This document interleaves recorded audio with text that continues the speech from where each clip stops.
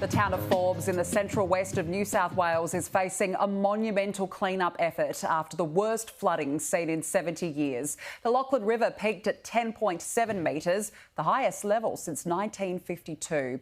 Joining me now live is New South Wales SES Public Information Officer Scott McLennan. Scott, appreciate your time today. What's the latest?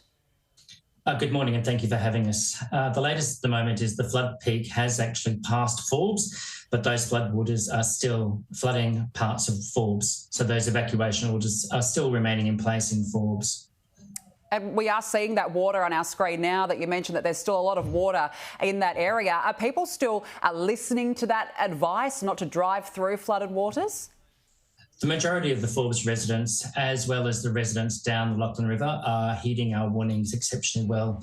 The majority of calls for assistance over the last 24 hours have been for animals and to start looking at helping properties and residents clean up.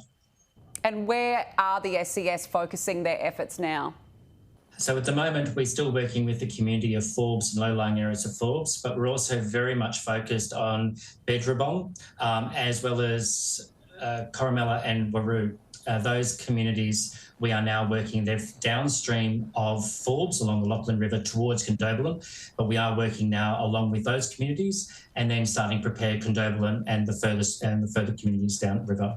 So do you expect that evacuation warnings will come out as that water does go further down the river?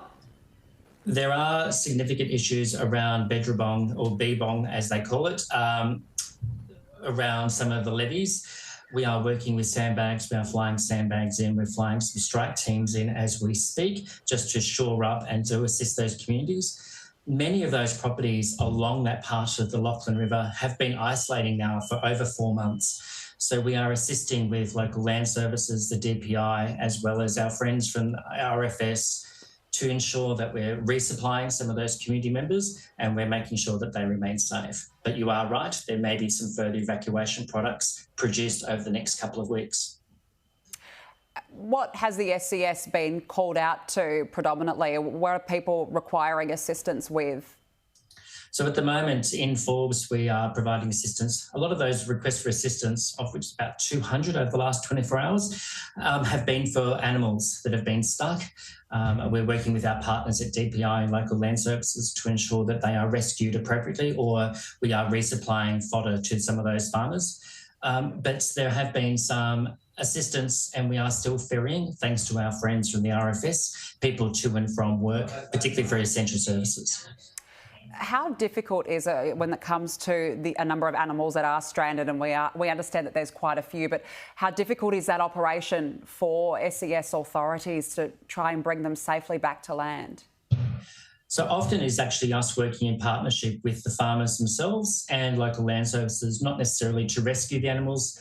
We will rescue them if they're stuck in floodwaters, but if they're on islands, to make sure they have enough food and enough clean water to actually drink.